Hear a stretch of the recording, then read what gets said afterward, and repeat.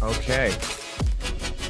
And we are starting right now. Thank you, everyone, for coming today, our panelists and our lovely audience. This session is on the future of governance post-Capitol riot. And the origin of this session was in the Noetic Nomads Discord. Ryan and I were talking about a possible session, a panel on governance in an age of complexity right before the events of January 6th.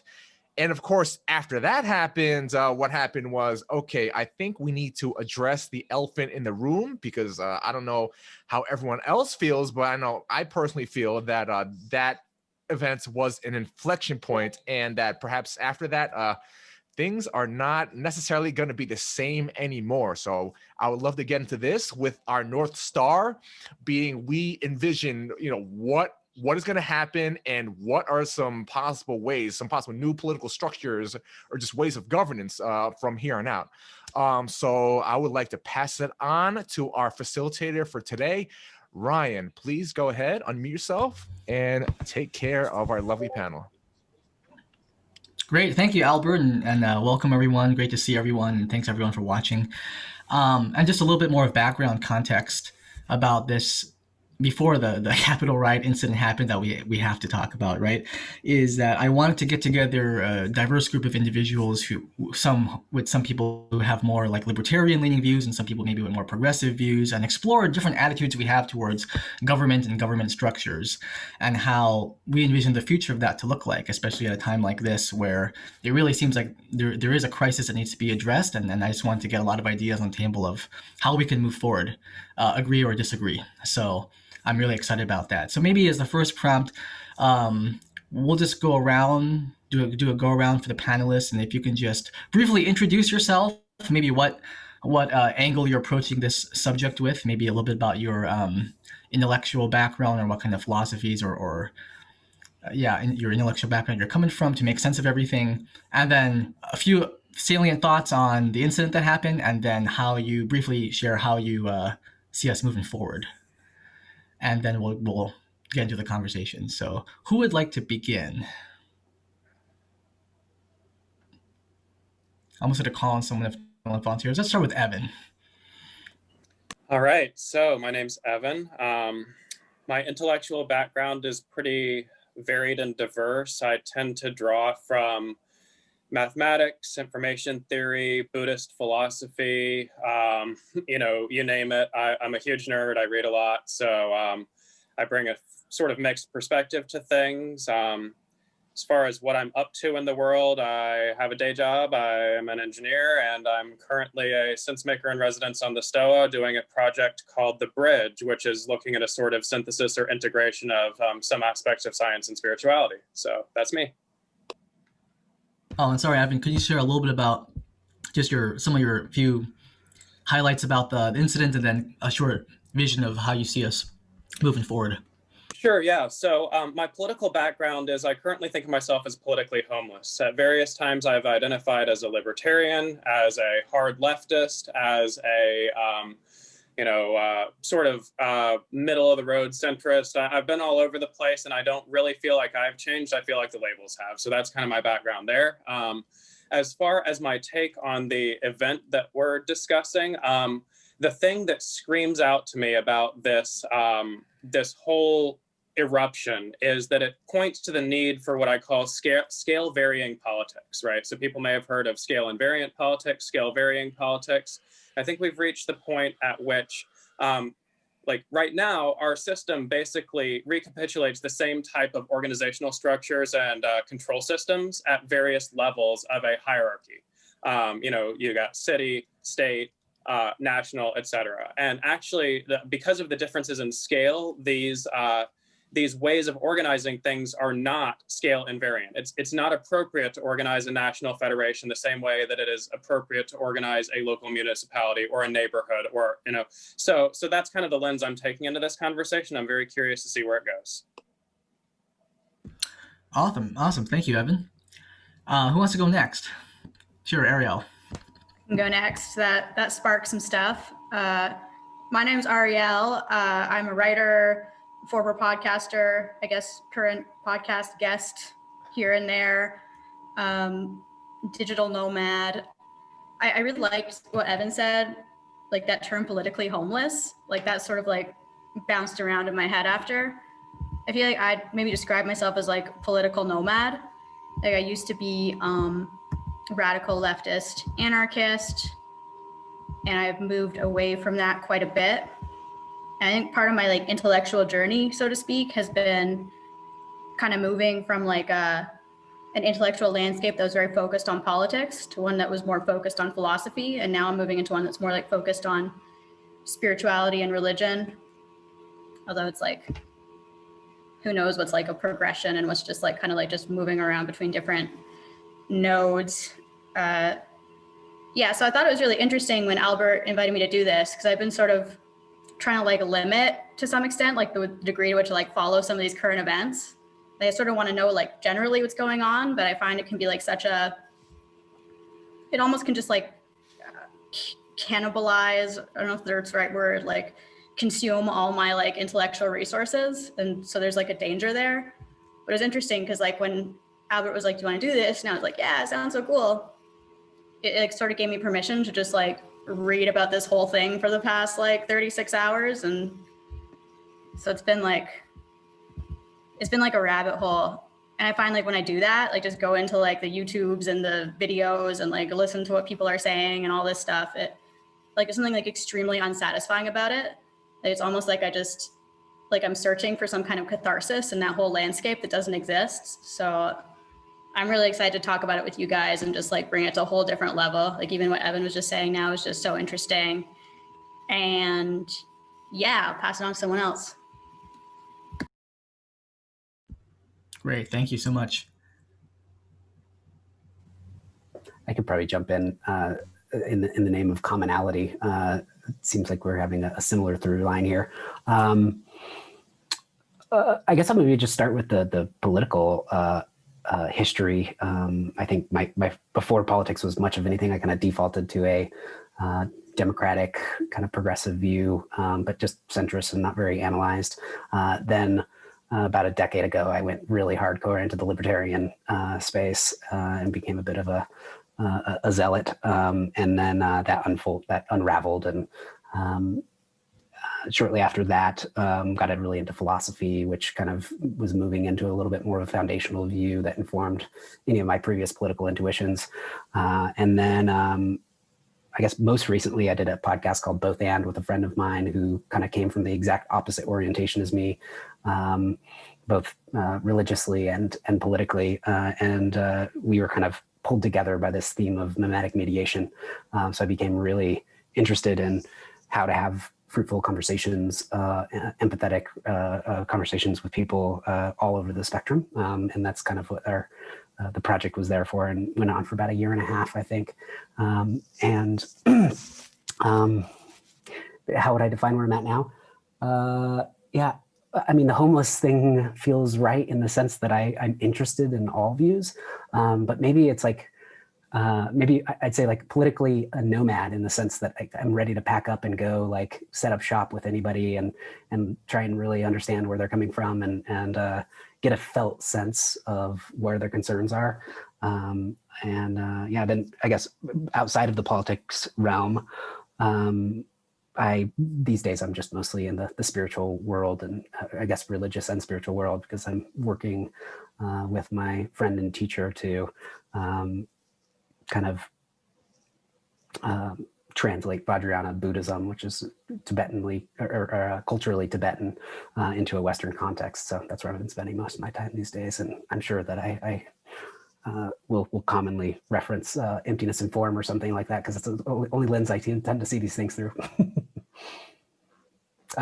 Should I say something about I don't know. I'm very, with the events on Capitol Hill, I guess I'm in a place of what I might call uninvolvement, of just like really trying to take in a bunch of different perspectives and views, and going to the channels on the right, going channels on the left, going to the centrists, and trying to get a vibe from everybody, because if there's one thing that I feel it's always interesting to see how the social media narrative of events can really just radically differs from all different points of view, and what actually happened on the ground, maybe in some instances is not really as important as what themes and concepts and philosophies and political stances and stuff like that are the things that actually dominate the conversation and create the change or the evolution in our political understanding. So I don't really have. I'm just kind of information gathering mode. It feels like at the moment. So I don't know if I'm going to have anything solid to say, but yeah. Great, thanks, Jared. I think a lot of people are still in that place. Yeah, Layman or Jeremy? You said Layman first. All right, I'll go. Yeah. Layman Pascal, background in spirituality, philosophy, writing, podcasting. I don't know that I ever felt that I had a political home strongly enough that I could feel nomadic or homeless by contrast. I hold space for a lot of meta-modern and integral political discussions. My general sense is thinking of the developmental axis apart from the left-right axis and how a new center could be constituted that is distinct from the center that currently holds. Mostly I've been thinking about myself as a meta-progressive lately, which means some of the progressive themes, but in a meta sense. And I think that meta sense requires an aesthetic and ethos integration of left and right, as well as an upgrade in terms of those patterns of collective intelligence that we use as our political system. So I think there's like a systemic upgrade necessary, but also a feeling upgrade that's necessary. I generally support a kind of a minimum set of progressive social upgrades that I think the system needs, but I don't think there's any way for them to get there without really folding in a lot of the conservative populist virtues and a lot of the libertarian spirit as well. I feel like I'm probably as much libertarian as I am socialist. I'm Canadian, so I'm a little bit distanced from the capital event. I don't know if I would feel differently about it if I was more strongly identified within the American cultural sphere. But from where I'm looking at it, I can't tell if it's an event or not. There seems to be a quality of non-event and a quality of event. And I know the left tends to exaggerate the idea and the ideal of transformative moments, so I'm often cautious about that. I don't know if this indicates a disruption or if it indicates business as usual. So that's where I'm at.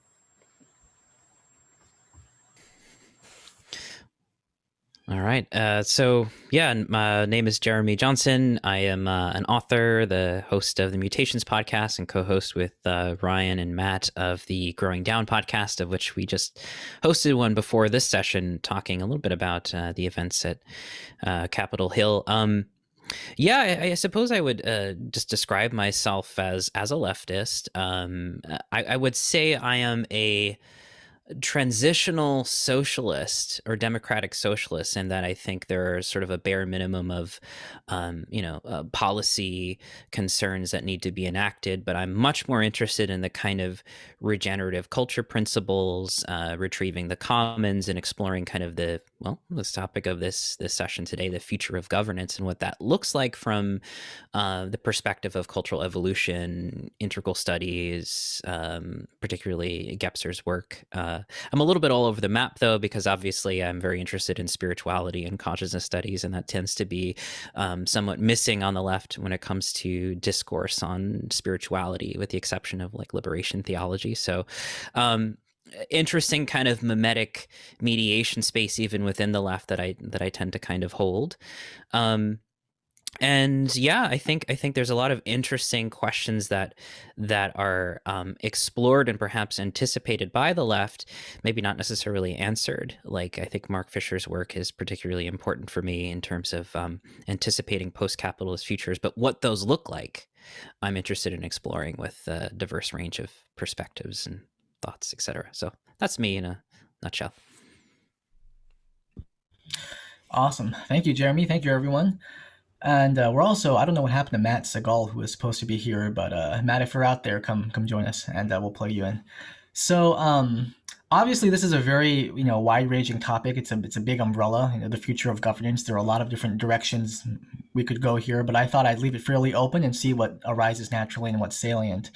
And so I think a lot of people, just to set the tone here, right? I think a lot of people get the sense, and this has been brewing for a long time, but also and really kind of erupted with the Capitol incident, is something's really wrong, right? Something's really wrong with the system, and so whether we want to approach it from an epistemic angle, whether we want to talk about it in terms of structure of democracy or how power is delegated throughout society, whether we want to talk about should the U.S. balkanize, whatever comes up, and whoever wants to kick it off in terms of how do we move forward and what does this future look like? What does this future look like to you, and what is the ideal future you think we should be really moving towards, that really captures and grounds the spirit of whatever we're trying to cultivate here, right? Sense making, game being, metamodern, integral, whatever consciousness, this next movement that we're all trying to dream into reality. So whoever feels inspired, just take it away, and we'll let the discussion roll from there. Yeah, I guess I feel kind of inspired. I mean, I feel like it's interesting also that I would kind of highlight that you're framing it as like what we think should happen or what our ideal would be, starting it off there, because I feel like it's all too easy to go into like what could happen or what might happen or what we think will happen. And that can get into like some darker places. Yeah, I really wanted to talk on what Evan said during his intro, because I thought that what you were saying about which variant and invariant, scale invariant politics, like you were kind of saying that like it works like a fractal now kind of, and it shouldn't. So I'd be interested in hearing you elaborate on that, like more specifically how you think that should change. Well, so I want to tie this in at first by talking about something that a lot of people in these spaces talk about, which would be the meaning crisis, because I think they're related. So when I talk about these different levels and different structures being appropriate for them, I think that one of the interesting ideas that was part of the founding of the United States in particular was the idea of the states as laboratories of democracy, right? That there could be significantly divergent policies and values implemented in these local spheres, and then the best of those results could be taken up by others, in a sort of like a evolutionary or market type dynamic. And that was good, if you ask me. So what we've had, though, is an increasing trend of centralization of policymaking in the federal government. You look at the interpretations of the Commerce Clause, for example, that have allowed the government to prosecute the drug war. That's a good example. It's a really strained interpretation of the Commerce Clause, if you ask me, that allows the federal government to tell you that you can't grow weed in your own backyard, even if you never sell it, right? So the reason I bring that in is because the stakes for federal elections have gotten enormously high, and we've had a sort of fracturing or atomization, this crisis of meaning. There is no overarching culturally shared meta-narrative for how to construct meaning and how to construct our values from that sense of meaning. So this means that the federal government and the presidential election in particular is seen as being of existential stakes by people across all sides of politics. And in the one sense, they're probably not wrong about that. But in the other sense, does it really have to be like that, right? It would be much nicer in certain senses if we could allow for more experimentation at the local scale. And at the state scale than we currently allow for, given the overarching power of the federal government. The power of the federal government has increased in a fairly steady way since we replaced the Articles of Confederation with the Constitution. So where I'm going with this is what I would like to see happen, if I can just dream here for a second, is a recognition of the different levels of political organization that exist, federal, state, regional, municipal, hyper-local, like in the sense of neighborhoods perhaps, and recognizing that people can have different values and different ways of structuring their little microclimates in this sense, and engage in a sort of, I love the phrase that Greg Thomas, I think, used of rooted cosmopolitanism, right? being cosmopolitan and pluralistic and allowing space for different experiments to happen is not really possible with the current concentration of power in the federal government. And so I see that as being something where I'm in some degree of resonance, perhaps with the libertarian perspective here, at seeing a decentralization of power. And particularly here, I'm speaking of social issues broadly construed. It's nice to have a large economy where we can all trade with each other using the same currency. That requires some centralization there. But for the more like social issues type of things, it would be great if we could experiment with that at a more local level and do that without acting as though the sky is falling because the people one town over have different values than we do. So that's kind of my like take on that like my expansion of that initial statement, if anybody wants to pick it up from there. Well, I'm really curious about the mechanisms that would make the laboratories function well. Like, what does it take for a good laboratory? And then also, how do we recognize and harness the things that are working from particular laboratories and implement them elsewhere if we think they're successful? I think one of the mechanisms is some kind of feedback procedure, because when I look at what happened at the Capitol, you see all of a sudden a whole bunch of bipartisan sentiment because it actually affected the lawmakers. And we frequently see very quick turnaround in bipartisan movements when they're actually affected by their own decisions or their own situations. So as long as you continue to have decision makers who are not affected by the consequences of their decisions, I think even if they're well-intentioned, they cannot make smart decisions. There's another element in this as well, maybe just a sort of a tertiary point between Evan and Layman. In terms of scales of politics, I think what we've seen missing over the past 30 or 40 years is the organization of labor. And labor typically or traditionally has been the response to the politicians in terms of what's going on the Hill and being able to respond economically, right? I think what we've seen, recently, not only through the Capitol Hill insurrection or riot, that was the debate for our stream just now, like what do we call it, sedition, is a kind of a lashing out, right? A populist lashing out. And there's a lot of caveats and subtopics we can talk about with that. But the lack of labor organization as an institutional force, as a social institutional force, is neither necessarily hyper-local, nor is it federal. It's something that's kind of tertiary or perhaps in between, or what they call like third spaces, right? So I think the institutionalization of organizational power and labor power is probably one of the things that needs to come online to whatever we're going to do, make it healthier in terms of actual social participation and showing consequences for legislative actions.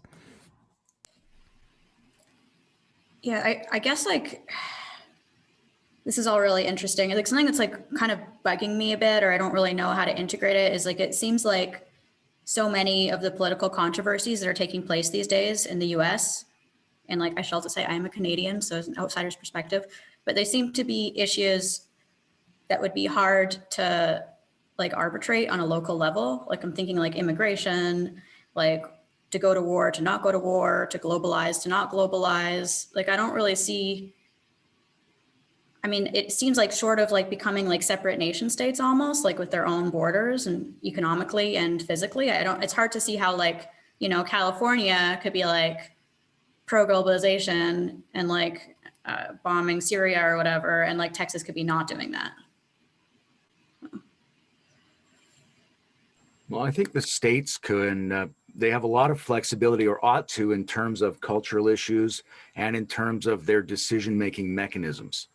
So I think my goal, my hope would be there are a lot of experimentation when it comes to local organization, how votes are done, how collective intelligence is tallied up, what kinds of moods, what kinds of social protocols people are implementing, so that we can see what the consequences are. But there are obviously a lot of things that have to happen at larger scales. And I think one of those things, in addition to immigration and defense and things like that, is the question of how you implement universality, like even just as a spirit of universality. Because one of the things people need, even if you think the universal element is just fundamentally individual freedom, that has to be sustained across all of those divisions somehow, hopefully in the most minimal possible way. But one of the roles that the federal government in the United States seems to be failing at, and has been failing at for some time, is generating any sense of common universality and spirit among the citizens. Yeah, and I mean, it's bringing things back to Capitol Hill. It's interesting to note that like there's a controversy around, like there's the specific controversy around the election was based on this, like how federal should the voting systems be, right? Like Texas had their whole lawsuit that the systems that like Pennsylvania and the 4 controversial states put in place, like were basically like lacked certain safeguards that they felt were necessary. And they were making an argument that they shouldn't be allowed to do that. And the Supreme Court dismissed it, but it's, that's a situation where arguably things should be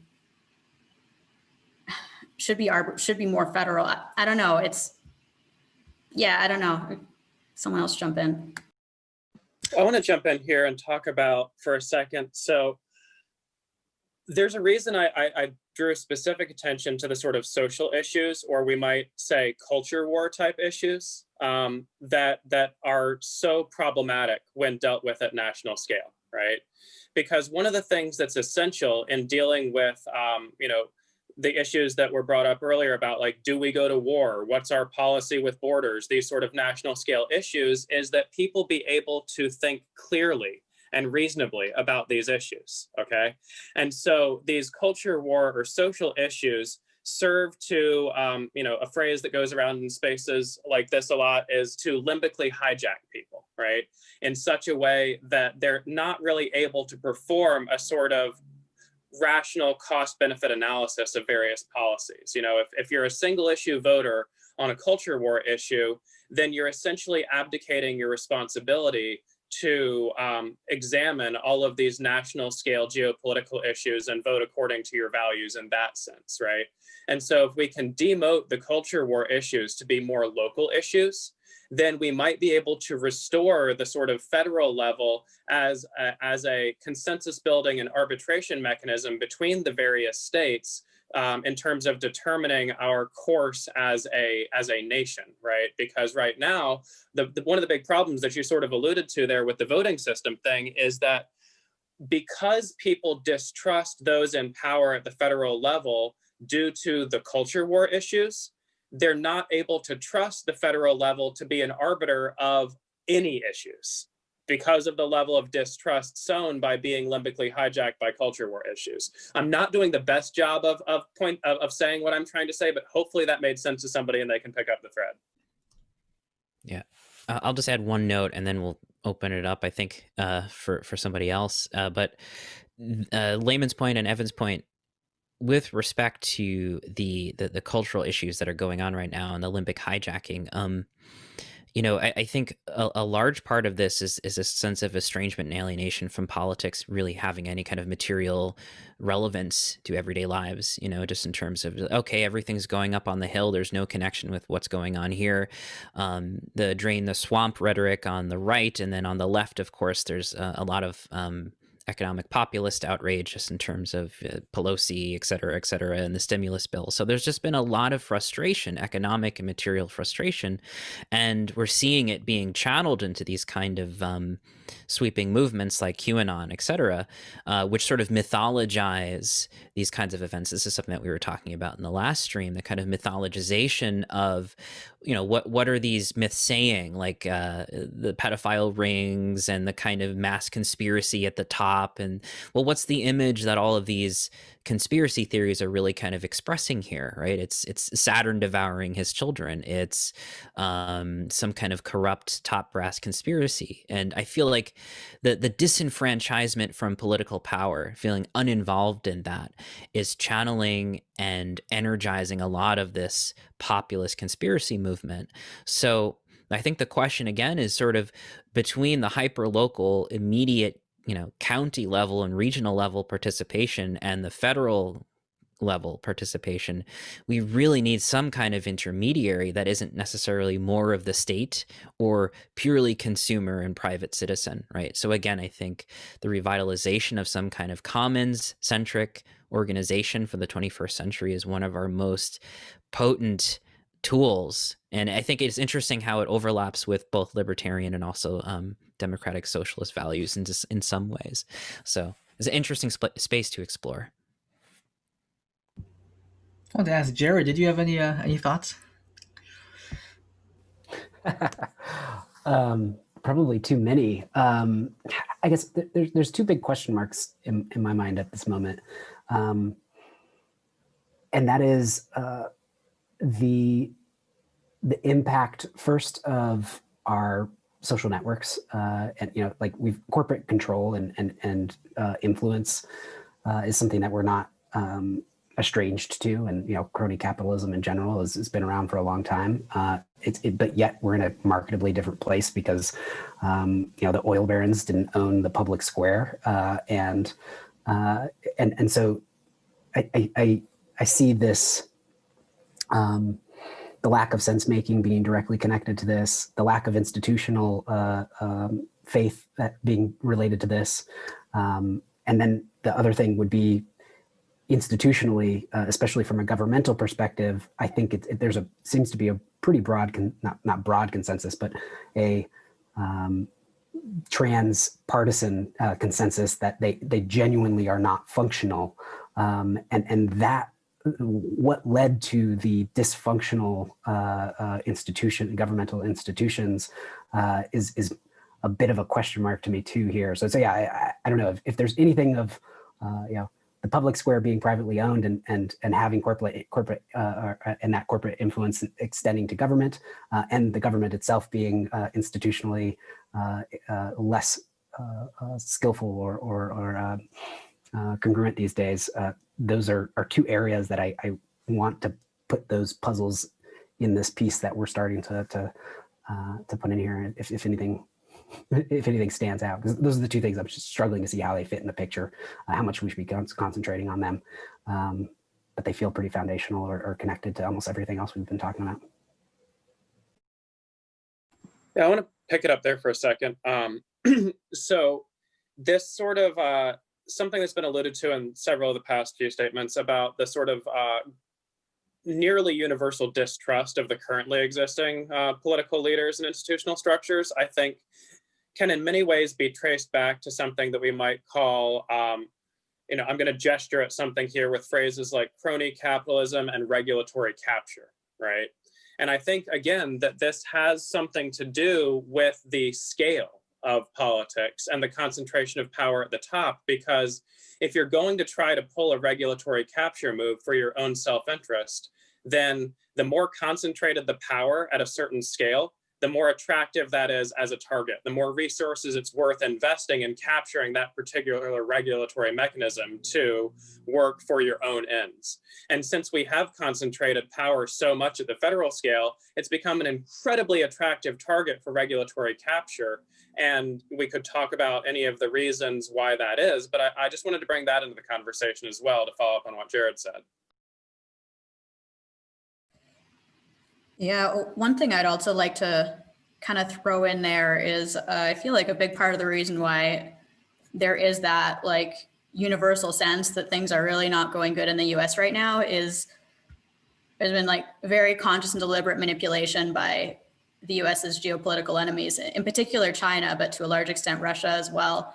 Like this, I don't know if there's a term for it, like enemy authoritarian state audience capture or something like that, but it's very clear, like it's like China is very clearly like seeding a lot of the opinions that are becoming popular on the left. Russia's very, seeding a lot of the opinions that float to the surface in a lot of libertarian communities. You get like Qatar seems to be like influencing the radical left quite a bit. So that's the whole thing. It's usually like this, not only, it seems like the mainstream media and the alternative tech media are becoming like very influenced in particular by China. And they are like, celebrating. They like no one is happier than, Xi on January 6th.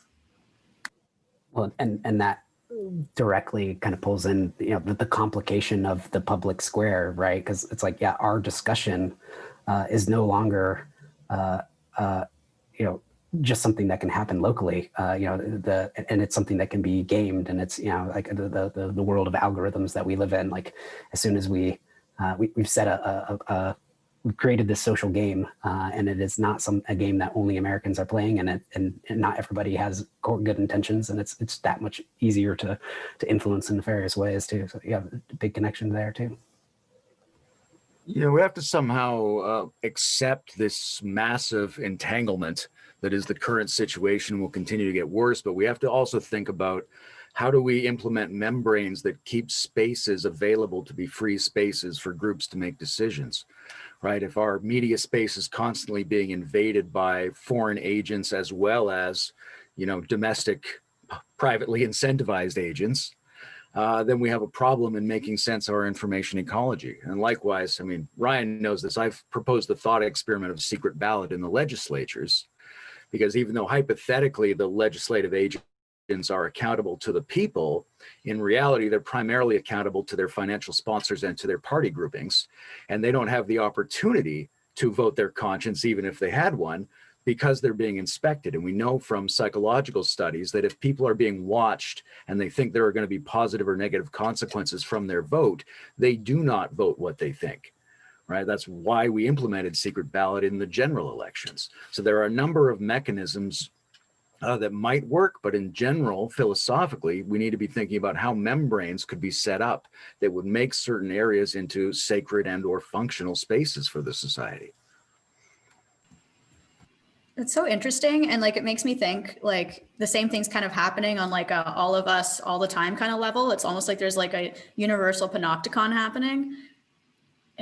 Like, it seems like it really comes down to privacy. Like, there's just got to be something where we can say what we think and we can like just be who we are without people watching us and like, covertly manipulating what's the acceptable, like, whatever. Yeah, I think a part of this is actually having like democratic pathways to make these decisions, or to prevent these things from getting out of hand decades, ahead of the repercussions. Like somebody was posting about the Section 230 question. So that is recently, I think, been repealed, or is the consideration of it being repealed? Is that going to help further the commons? And then earlier we were talking a little bit about, this process of, China, et cetera, and kind of the globalization question. And a lot of these things historically have been systematically removed from the democratic process of decision making. Like the unions were sort of betrayed during the NAFTA agreements, et cetera. So the kinds of globalization and the kinds of market and economic pressures which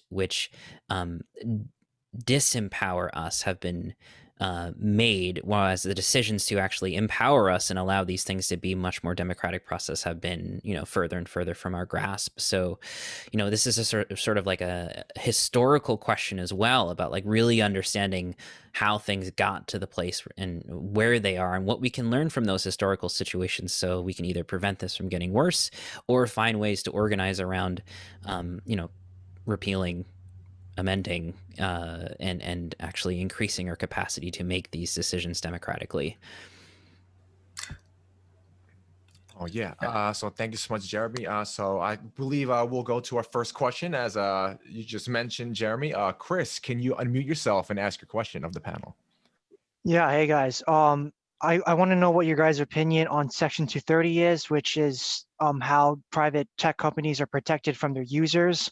I think we're in a different situation where you can't think these companies as private anymore because of the public use, and how there seems to be a kind of a public square, but we don't know the sort of boundaries around that really.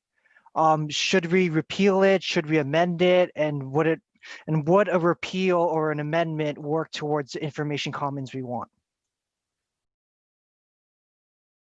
Yeah, so if everyone wants to grab it, just go ahead. I'll jump in here real quick. So I don't have an answer to that question. What I have is some considerations that I think are underappreciated when we're having conversations surrounding things like the regulation of public squares and the free speech conversation in general, and what was brought up earlier about privacy, right? So the role of technology itself as a driver of change in circumstance is really underappreciated in these conversations in most places and spaces.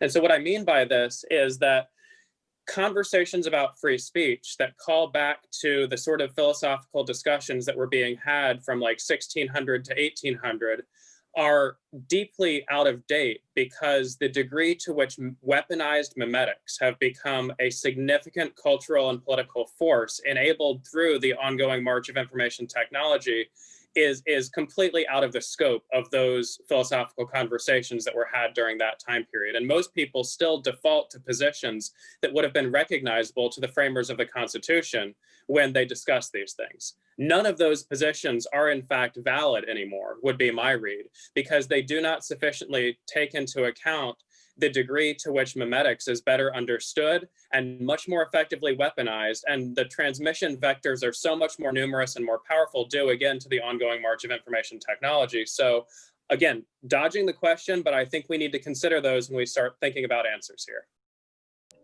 Yeah, I mean, nationalism and the Industrial Revolution go hand in hand too. I mean, we can even say like, you know, the outbreak of war in the late 19th, early 20th centuries, you know, leading to World War I is a direct consequence of the speed and power in which we were able to assemble a form of nationalism.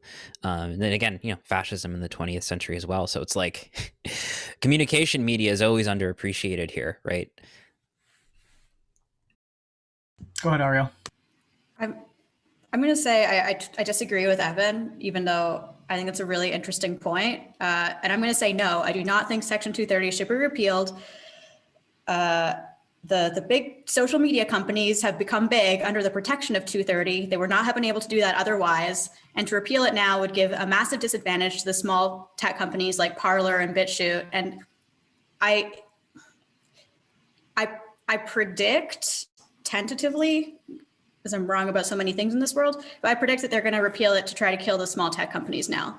It's basically like Twitter, Facebook, the big tech companies are putting in mechanisms where they basically can function without 230, where they can, like, you know, use algorithms to basically behave more like a publication, that's what like the fact checking is, right? So like Section 230 like removes all liability from tech companies for what their users post. So these like algorithms and these like truth checkers, these fact checkers, which by the way, some of them do have ties to companies in China, which are beholden to the Chinese Communist Party.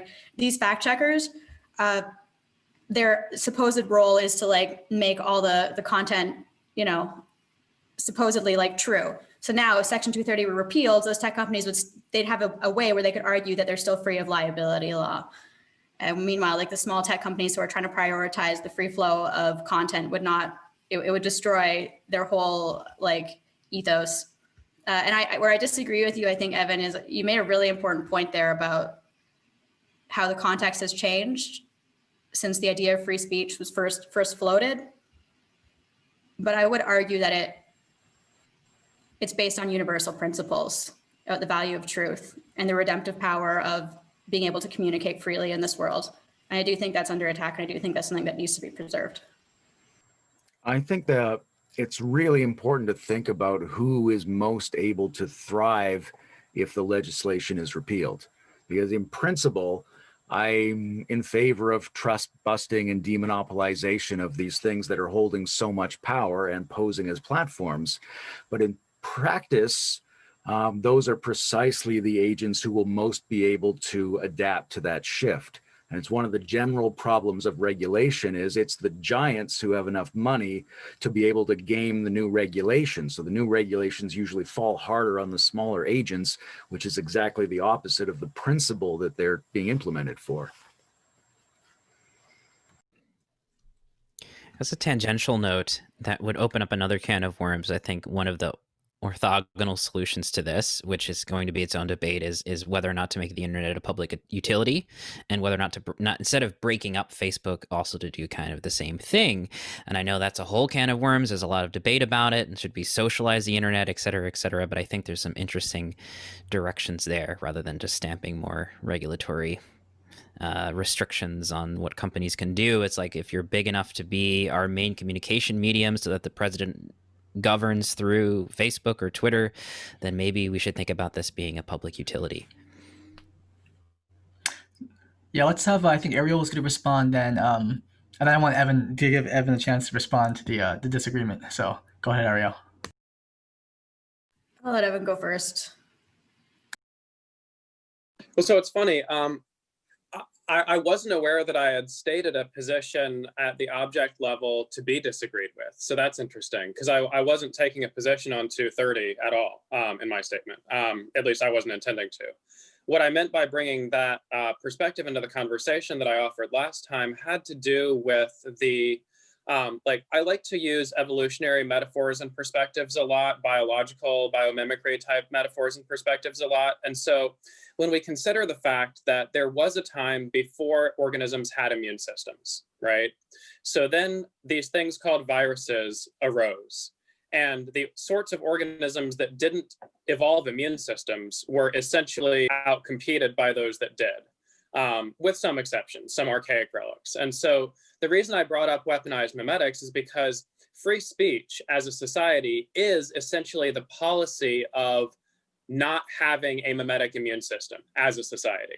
Now, I'm not taking the position that, and therefore we should do away with free speech protections. I'm not taking that position. I've been a free speech, pretty close to a free speech absolutist for most of my life, and that's still my sort of native territory that I'll retreat back into if I'm forced to take a position. But I'm growing increasingly uncomfortable with an absolutist approach to free speech when you view mimetics and weaponized mimetics as analogous to the evolution of biological viruses and their effect on organisms. Great, thank you. I just wanted to pause for a second and welcome Matt. Hey Matt, our other panelist who's a little late. Yeah, Matt, welcome. Do you want to just we're just about to segue into talking what we just talked about on our stream about social media and the whole free speech debate and public platform debate. So if you want to just take a moment, just introduce yourself, and we'll get you into the conversation. Cool. Can you guys hear me? Yeah, perfect. Sorry, I'm a little late. I had to eat some lunch after our last stream. But yeah, I don't know if I am ready to launch into anything. I'd love to hear if you want to. I mean, free speech, is that the topic now? And we how were kind of navigate. Yeah, and then Jeremy brought in kind of the piece too about if we should have the social media publicized. Yeah, public utility. Right. Trump using it to govern that conversation. Yeah. But Matt, if you want to just start off, maybe give 1 minute, just a little bit about your background, who you are, then you can take it from there.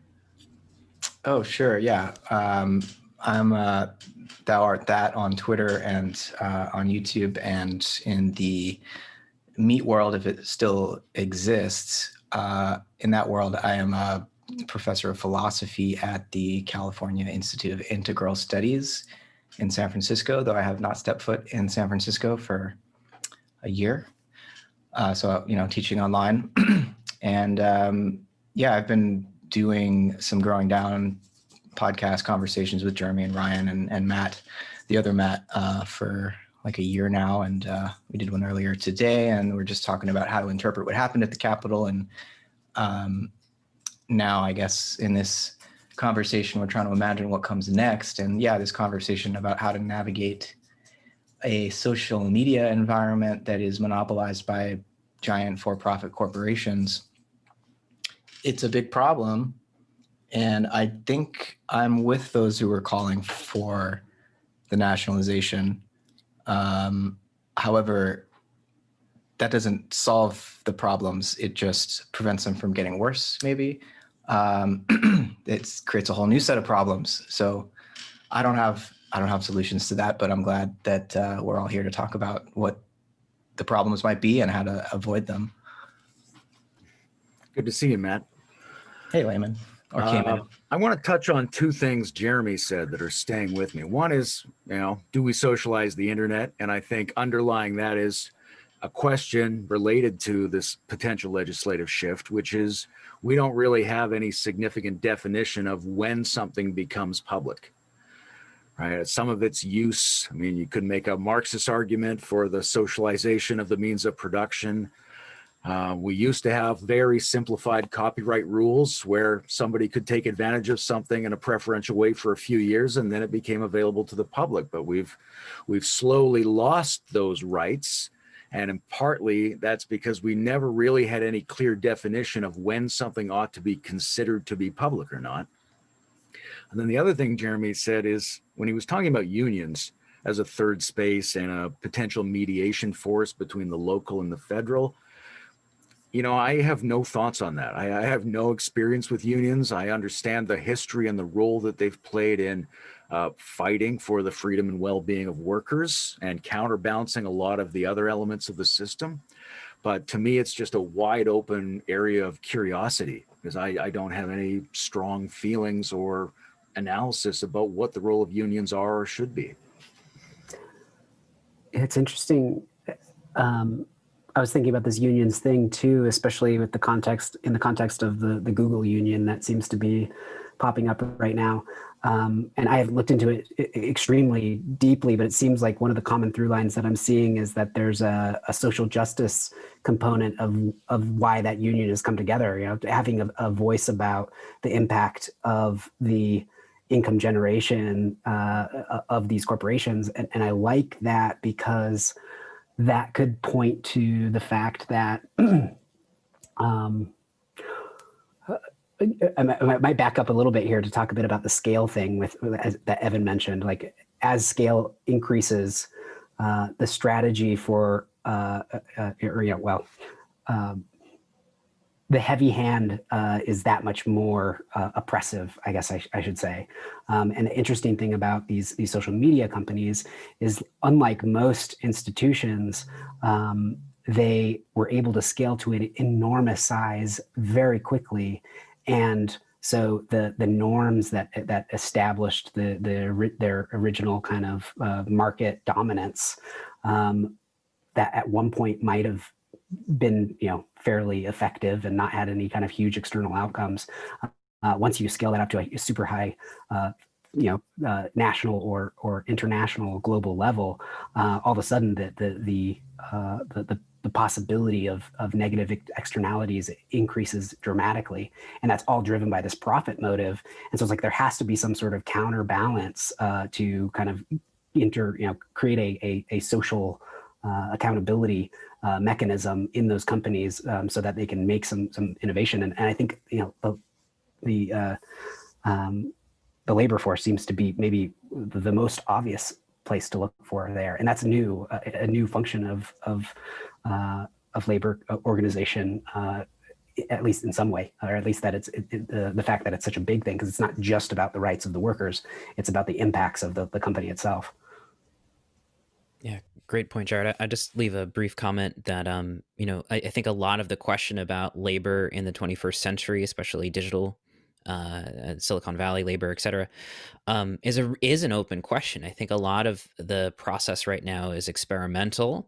We're dealing with really a kind of historically, the labor movement has been systematically dismantled over the past 40 or 50 years. It's received a lot of heavy blows, and it's kind of disappeared from a lot of discourse in terms of even discussions on the left. I mean, you could be on the left culturally, rhetorically, and not talk about this at all. So I think it is very encouraging to see that we're beginning to see sort of the economic and the cultural starting to mingle together through the Google Union, and hopefully there'll be more of that. But what I'm saying is this is a place for wide open experimentation, and I don't think it's going to look the same as the previous and historical labor movements.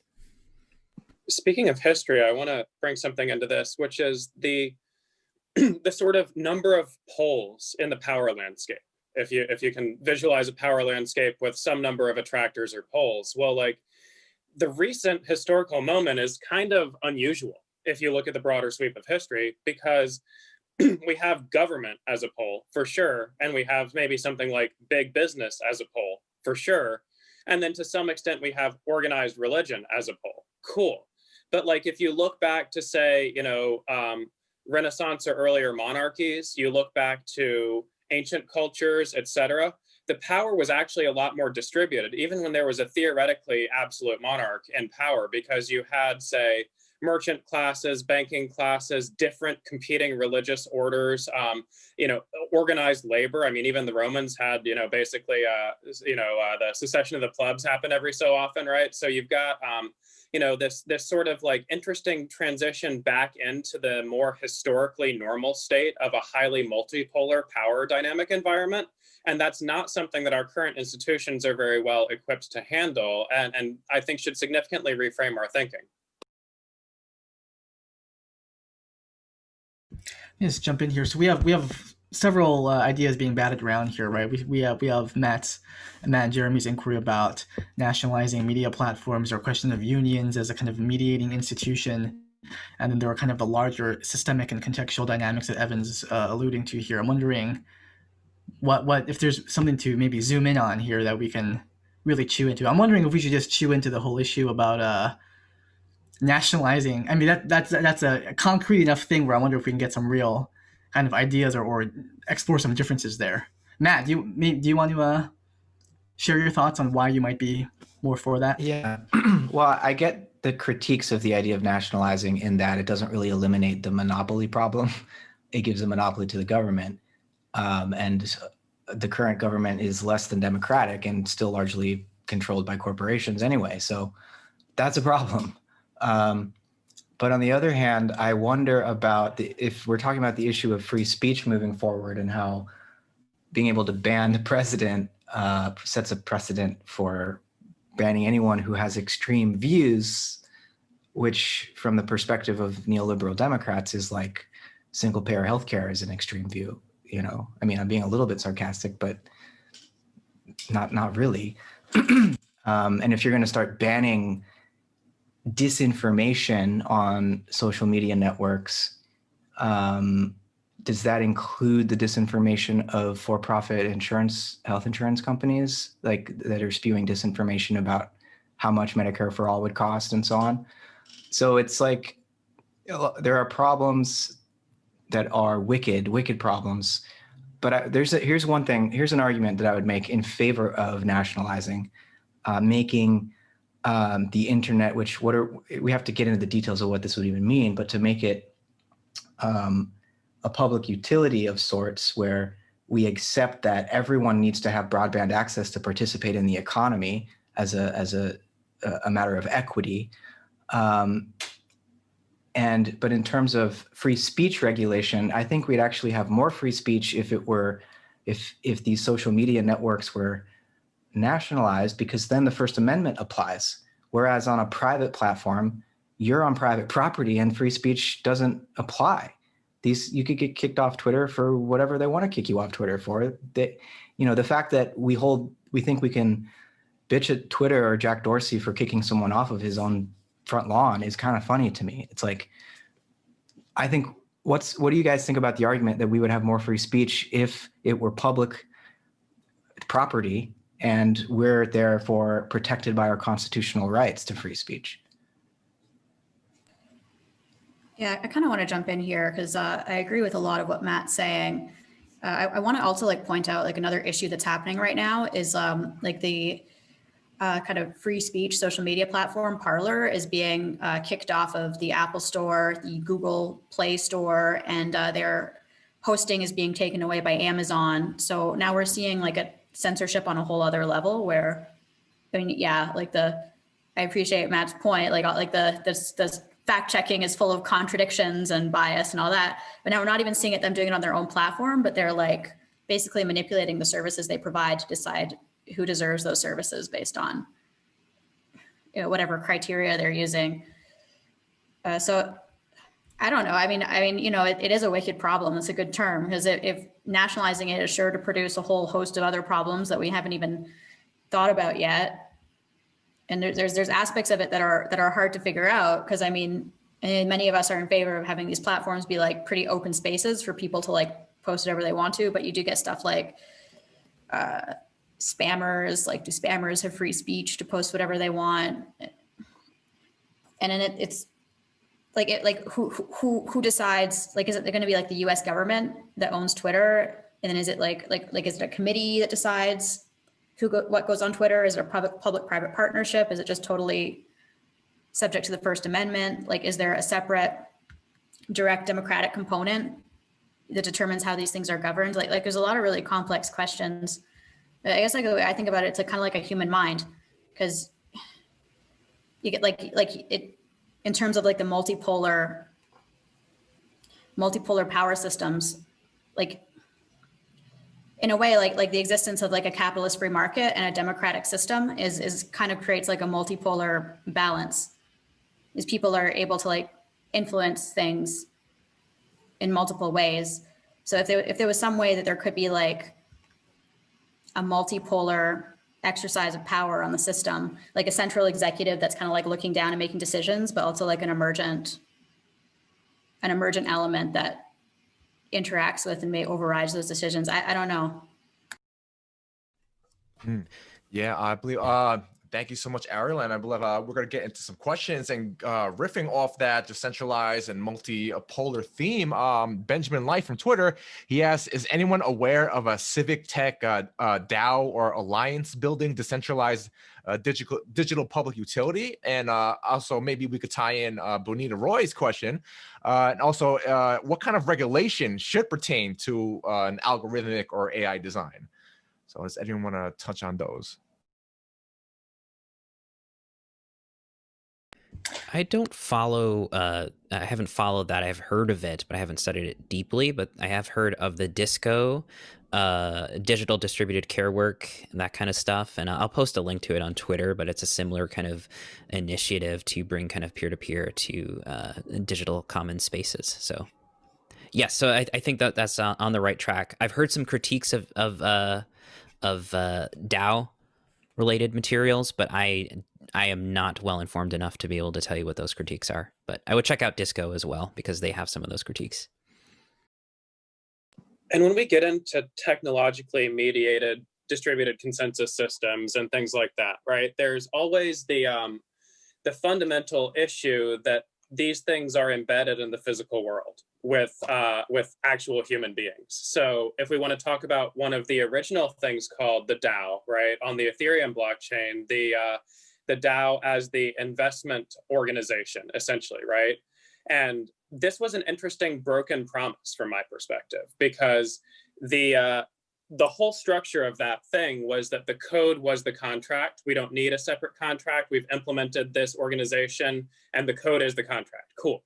So then somebody figures out a way to, without hacking the code, just by using the publicly exposed API, siphon a ton of funds off of that, the infamous DAO hack, right? And so then this led to a forking of the Ethereum blockchain, whereby the majority of nodes on the chain decided, oh, actually, maybe the code wasn't the contract here. We don't like this outcome. We're going to use our physical, in reality power of our control over these specific computers to revert that. And that was the fork. And then there's Ethereum Classic, which allowed the blockchain to continue without reversion. So this can lead to a sort of fragmentation and atomization of our ability to do distributed consensus in this sense, when we don't take into account the manifestation of actual like embodied human power and how it affects these digital systems. So just wanted to bring that into the discussion. Yeah, I think that, you know, the history of those moves in Ethereum is interesting because of how fast it goes compared to how fast political and legislative change goes. And to address Bonita's question on the regulation of algorithms, like, I don't know if there could ever be a good decision on the regulation of algorithms that would come fast enough to handle the situation, which is going to be constantly upgrading itself technologically. Like, the odds that we're going to be able to individually have our own algorithms that will be able to fight back against other people's generalized algorithms, that seems like something that could happen much more quickly than any generalized socio-political decision about how algorithms should be handled.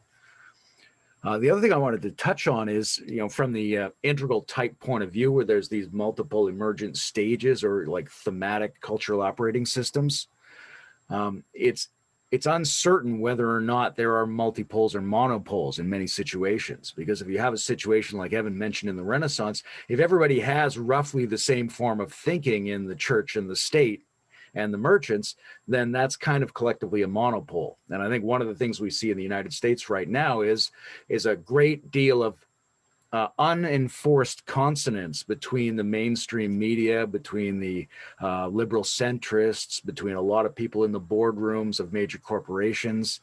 So it's not clear what would constitute an actual monopole if the multipolar agencies all have roughly the same worldview. Jared, and then Arielle will go.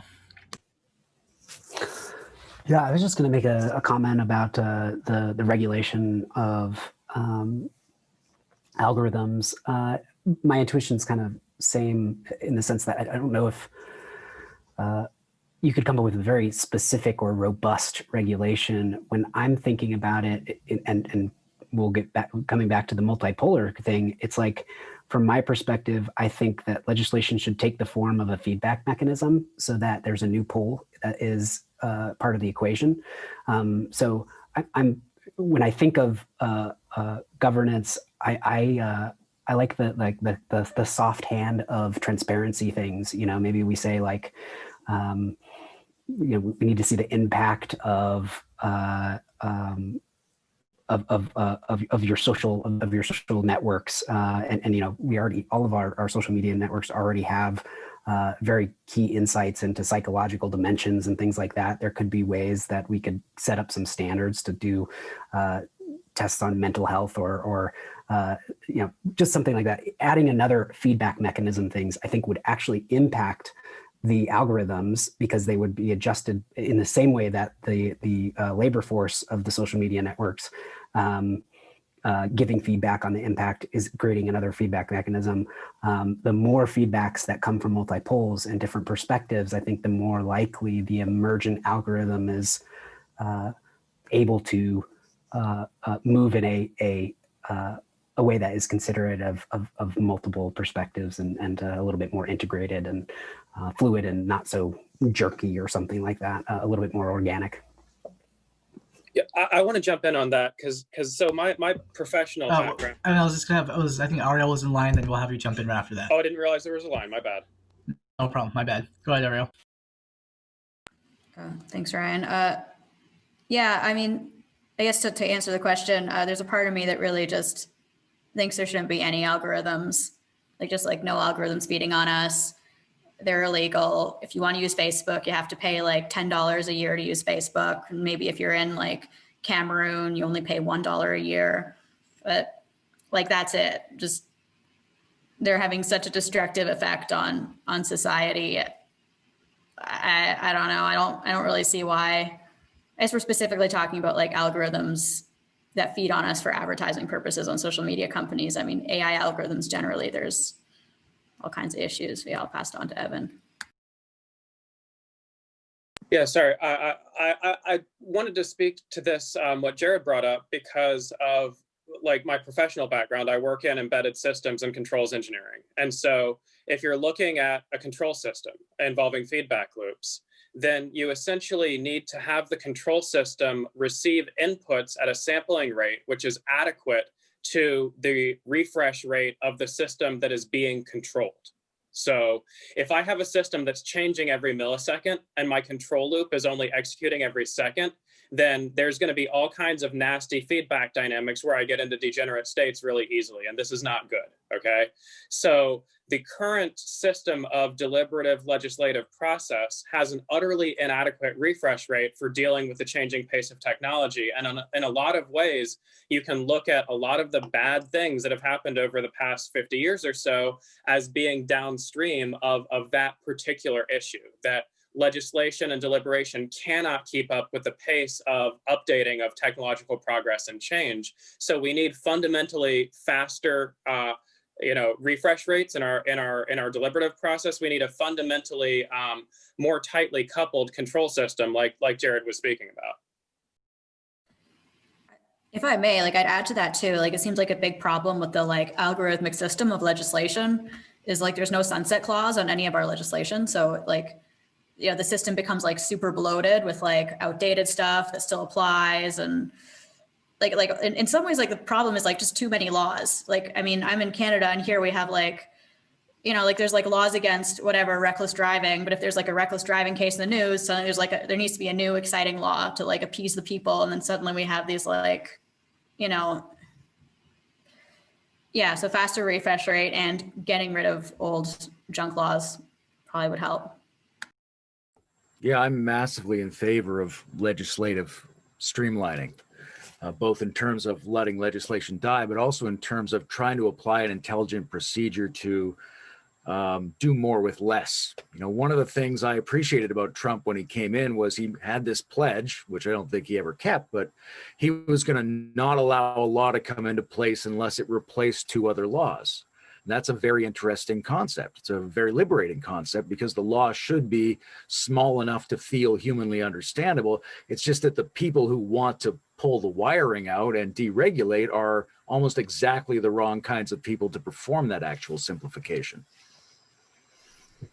I don't know what, you know, there's probably language for this and terminology for this within, you know, actual law studies, but it seems like there's a regenerative principle or cyclical principle at work here, and that we shouldn't just, you know, allow our legal system to be just a dumping ground where there's just archaic pieces of legislation that are still hanging around, but we should like take care to have like good hygiene, legally speaking. But yeah, I think part of the algorithm question is also just like, again, tangentially, but also most importantly, the kinds of market forces that are now, you know, deeply incentivized in social media spaces that, you know, it's not just the algorithm, it's the actual market pressures to build these algorithms and extract this kind of data from us, which is sort of like the larger question. Yeah, and if we expand the definition of a network, you know, like or not a network, a market. Right now, our first connotation is to go to the monetary-based markets because that's the underlying resource. But I think what we're talking about when we're talking about commons and other things, it's like they run on fundamentally different resources. So it's like mental health, social responsibility. You know, like those markets we need a diversification of markets that are run on more than just monetary policy. Can you elaborate on that? Because I'm not sure I get what you're saying there.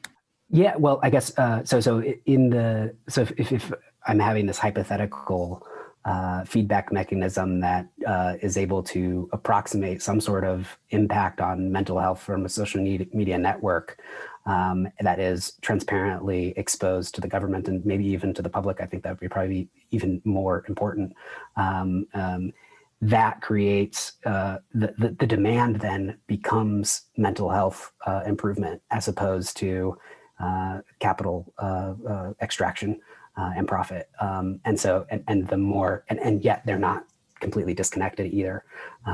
They still, and once having a social network that really has a great positive mental health impact on your audience gets a lot of exposure, like those are the people that are going to win on a competition basis too. So it's like, you know, kind of integrating the whole picture.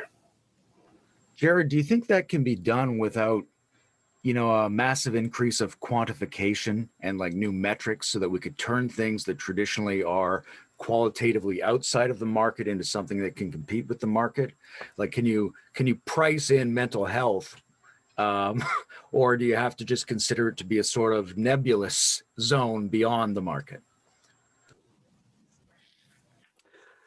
Well, the nebulous zone beyond the market, it seems like all zones are quite nebulous in my mind for some reason, but I think it's more of if it is distinctly disconnected from the market, then that would indicate there's some sort of failure of implementation. So it's got to be deeply intertwined with it in some fundamental sense. That being said, I also, you know, I have no idea what this metric is, and maybe mental health is not something that is very easy to quantify. And, you know, but we don't even know, we know that psychologists and sociologists are already, you know, on the payroll of Facebook and Twitter and everything like that. I'd love to see what they have, like, you know, see the details and the efficacy of the data and everything like that. To know even if this is something or if it's just a pipe dream. And then maybe we could just say, okay, mental health, maybe that one's a little bit too too complex, and it could lead to some negative externalities if we have a heavy hand on it.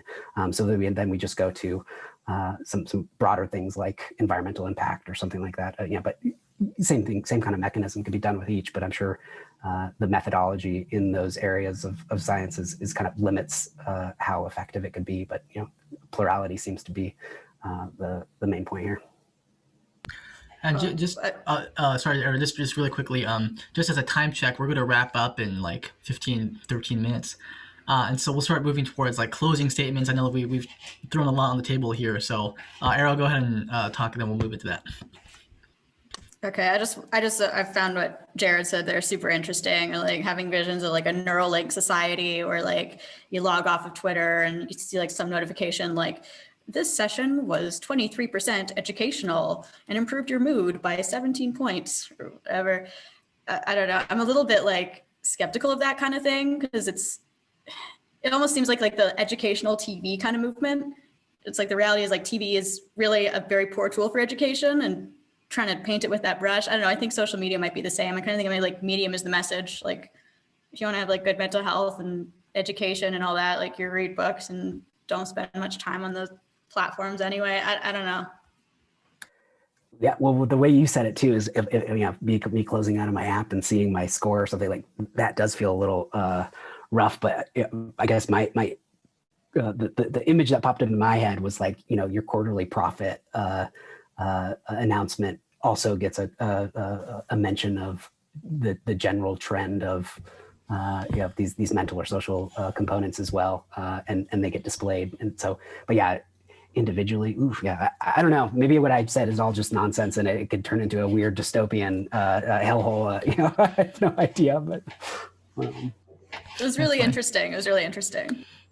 I think the dystopian Black Mirror elements aside, and also Arielle's comments about how the medium structure that we're interfacing with has definite effects and limits or allows different kinds of outcomes. I think there's a huge future for quantizing other things so they can succeed as well or better than the markets have succeeded. And yes, it's weird to think about, quantizing your well-being, but it's weird to think about quantizing ecological necessities. And it's weird to think about quantizing commodities. Like there's no obvious reason why 5 ducks equals a cow, right? It's a difficult, poetic, long-term thing to figure out what numbers go with things, but we know once you get numbers on things, whole new domains open up in terms of what you can do. So to kind of bring it back around to the overall theme of what we were supposedly talking about, what's the role of government in regulating all kinds of markets? And should that be how we think of governance? I guess this will be a kind of closing statement, reflecting on everything that's been said. I wonder about what we might learn from China about how not to do this, because they have a social credit score thing live and running right now. And there's a lot of downsides to that. And on the other hand, it's like, what if we are going to move towards a kind of nationalization of some of these social media domains, which, whether we like it or not, seem to be, they're going to provide a large part of our ability to self-govern in the future, as long as this pandemic lasts, certainly. But I don't think we're really going to go back from the degree to which the internet now mediates the economy and our labor and everything that we do. And so, yeah, it's a question. I don't have the answer myself, other than the obvious scary parts of it. But like, what can we learn from China about how not to do this? How do we decentralize it in some of the ways that have been mentioned already, while still, getting us away from market dynamics? The last thing I'll say, market dynamics in the sense of profit-seeking dynamics. There are other ways of thinking about what markets are that aren't just based on profit. And that's the thing about these technologies and these algorithms, is that they've been hijacked by the profit motive by these giant corporations who are siphoning our attention away from us and from the other things we should be paying attention to. And if we took away the profit motive, then what are the other motives that would drive the production of algorithms? that's an interesting question, and it leads me into some possible utopian ideas rather than just the dystopia that it's easy to get mired in. But it's dangerous no matter which direction we go. The risks are multiple. That's all I got. I'll just add a quick little note too, in the sense that, I think some of these other market dynamics don't necessarily need to come from government. And so, there's many ways that they emerge and get integrated. And speaking of social media too, I think there's a place for certain platforms that are more private and, so that you can still engage outside of that whole ecosystem, and knowing that each one of those places is kind of different, has a different context, would require a different type of interaction as well. So it's like, again, getting back to plurality. And yeah, I don't know. But to your point, Matt, it's for me, like, I guess maybe I'll just, in summation, I was intimidated by having this conversation when we were talking about, kind of national level politics. Because to be honest, like when I vote, like I said, I'm a bit of a political nomad. Like one moment I'm voting for a libertarian, then I'm, it's a Democratic thing, and then it's a Republican. Each one of them seems to have its own context. And sadly, the bigger the legislation, especially at the national level, the more I'm just like, I have zero intuition of what the impact of this is going to be. And in my life personally, it's like the places of direct relationships and local community are, pretty much where all of my, not all of my attention, the majority of my attention is spent. It's what feels natural. It feels, and I think that re-communalization is kind of essential, and is going to be, that foundation seems essential to me for us to even get the national level listening or operating in any kind of coherent way, because the sense has to be done at the kind of tribal level. I think that the re-tribalization that is enabled by the digital era is the theme that kind of takes this political generation colors the political generation for me. Leave it there. Anyone else feel free to jump in with any closing remarks or reflections or salient takeaways to chew on for next time? Yeah, so I guess my sort of synthesis of what I've kind of taken from this conversation is that we seem to be in some level of broad agreement that the current control systems are inadequate, both in terms of what they're optimizing for and their ability to successfully optimize. I'm imagining like a car which is solely being optimized for speed. Well, you're trading off against a lot of other important values like safety, like actually going in the direction you want to go, et cetera. So I'm noticing here that our economy is essentially optimizing for a single metric, which is, quarterly profit or GDP growth. Our government is constituted to optimize similarly for a single metric, which I would roughly gesture at by talking about an 18th century idea of what freedom means. And so we need a more complex optimization system that can trade off and balance the values of, lack of environmental degradation and or regeneration. We want to look at material conditions of humans. We want to look at mental health. And we do still want to look at freedom and economic growth as important optimization targets. And so what I'm taking from this is that as far as moving into more adequate systems, we need to look at ways to reach some sort of equilibrium between those non-fungible demands. And I'm very interested to continue thinking about this sort of implication for a long time. So thanks, everyone. I've had a great time, and I just want to add that there's been very little discussion relative to the Capitol incident and what it might represent in terms of, the collective spirit and the emotional needs of people, and what these people were trying to do and how they might feel disengaged, how they're unrespected, right? There's a huge both the QAnon thing and the Black Lives Matter thing, even though they're not equal, are a whole bunch of people feeling very strongly that they're not being respected and included in the system properly.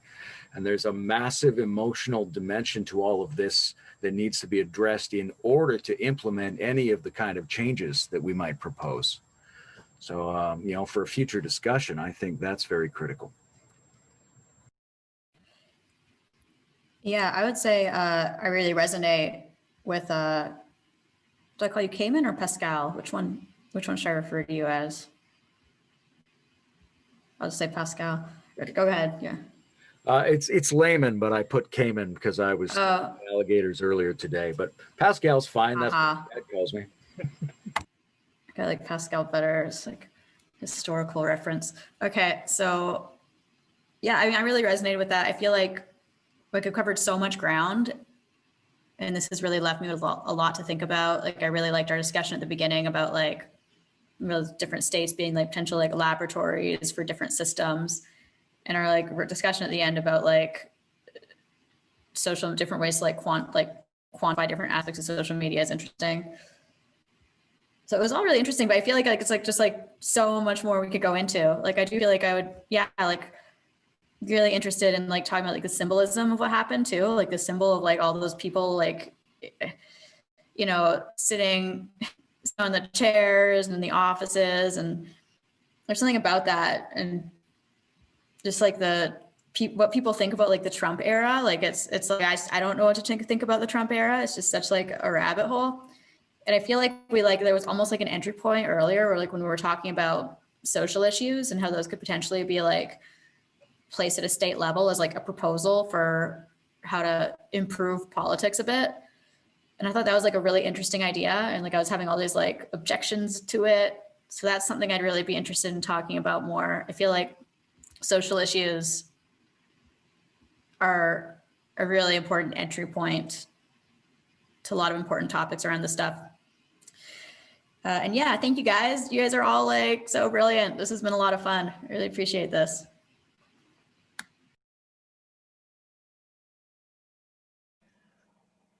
Okay, I think that's it. Anyone else? If not, I think we're all set. That was amazing. Thanks so much for taking part in this incredible panel. Layman or Cayman, however you want to be called. Jared, Evan, Arielle, Jeremy, and Matt, and Ryan for facilitating.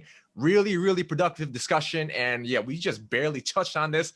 This is why maybe in the back of my head, I was going to call it the future of governance post-Capitol riot, because this may turn out to be a series. We could turn this into many different panels with all kinds of guests, maybe return panelists in the future. So I'm very excited for what comes out of this. And so this recording is going to be put up on a Noetic Nomads channel. You can check it out. And we're going to have the links and resources from our panelists today, as well as those mentioned in the discussion put in the description. So again, that's it. Thank you so much for coming today. I really enjoyed this, and I hope that people got some value out of this.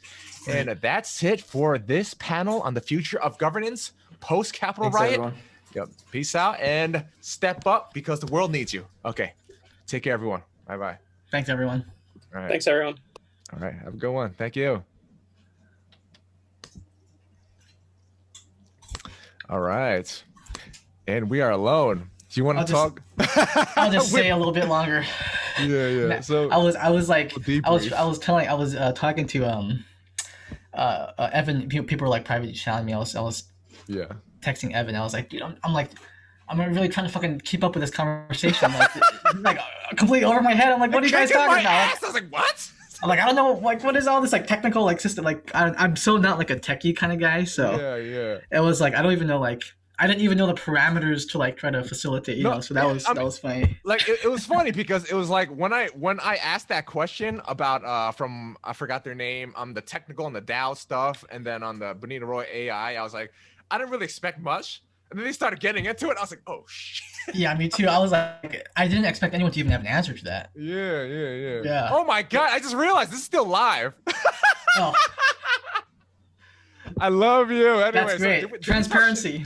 I mean, wait. Did we even? No, we didn't even talk shit about anyone. This is actually good because if people are still watching, because I was gonna say that I think it might be fun to have the same people back, since there's kind of like a rapport established. Yeah. And maybe next time we can really get into more like cultural issues or symbolic issues, or like more like subjective, emotional, like maybe the meaning and symbolism behind So Trumpism much. and all of the culture wars and that kind of thing would be fun to chew into.